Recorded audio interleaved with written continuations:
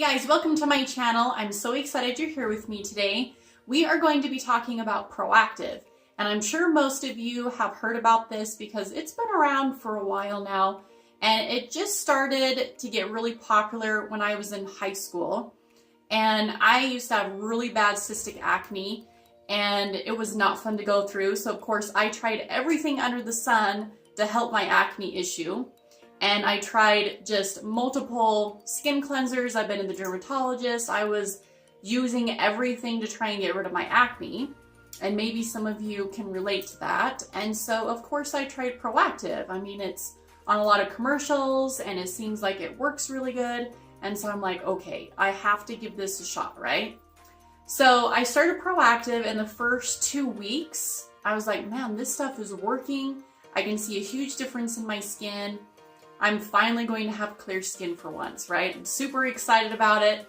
And then all of a sudden my skin started to get so irritated because it was so dry.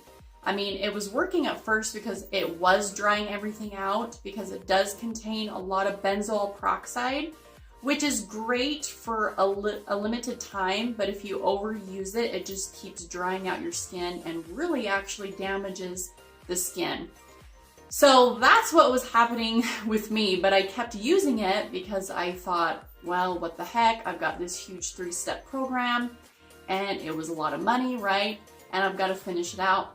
But it started to get worse and worse, and my skin started to get really sensitive to where if I put anything on my skin, it would burn, even cover up, makeup, stuff like that. So years and years went by and I became an esthetician, and now I know why Proactiv was so horrible for my skin and why it did not work for me.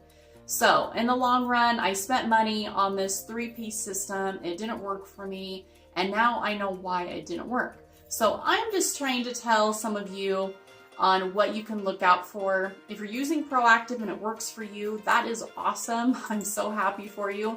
But if it's not, maybe this is the reason why. So I'm going to go through some different products with you that Proactiv has. The ones that I've listed are the ones that I pointed out with bad ingredients in it that might be causing the issue of why it's not working for you, okay?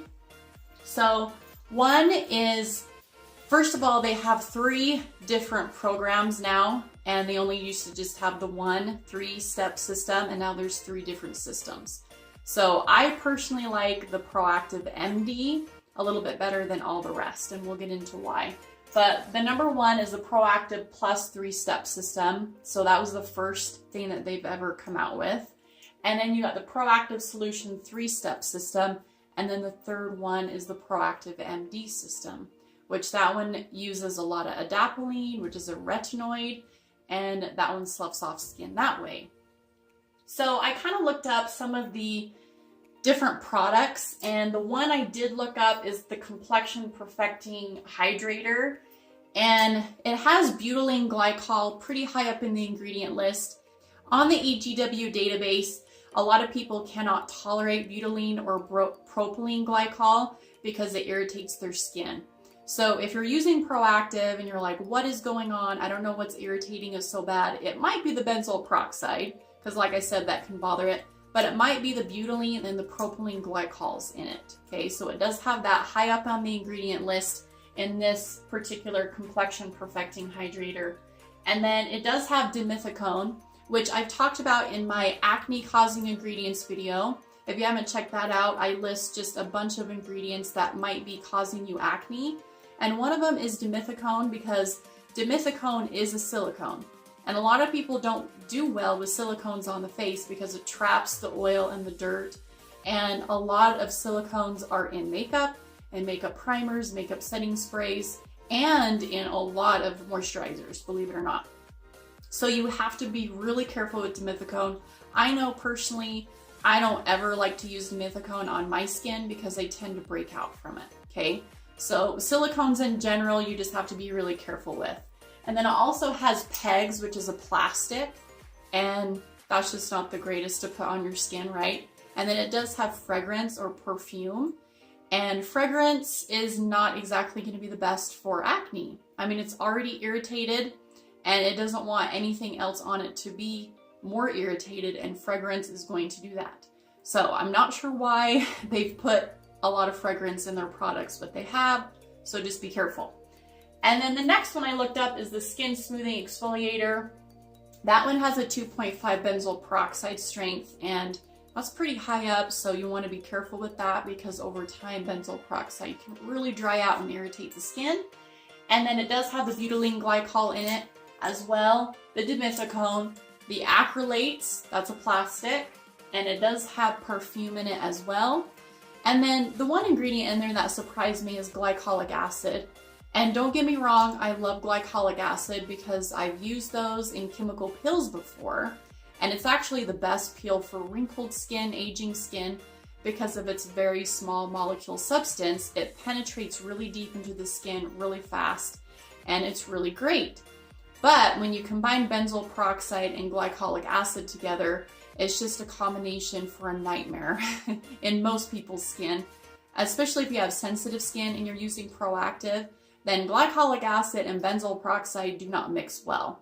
And so if you're using it and you're like, my skin's a mess and my acne is getting worse, that might be the reason why. Okay, those two ingredients don't really blend that well together.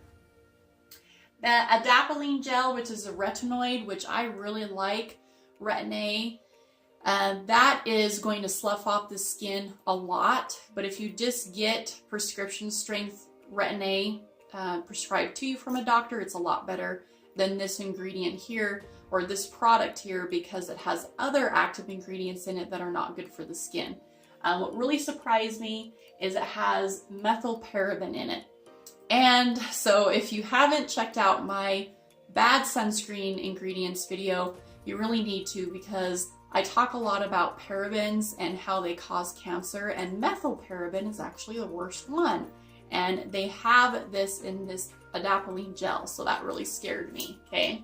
And again, it has the propylene glycol in that one.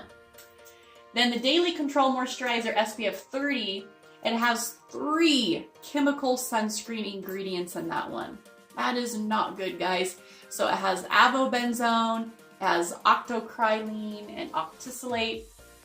Those 3 chemical ingredients are cancer causing, and they have all kinds of nasty other things and side effects to them. So please check out my chemical sunscreen ingredients that are bad video, and it will explain all of that more in depth on why you need to stay away from those chemical sunscreen ingredients.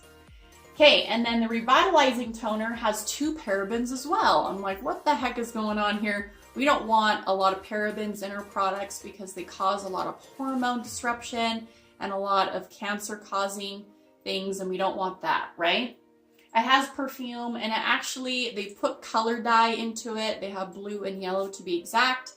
And when you're struggling with acne, you don't want any fragrance and you don't want any artificial coloring.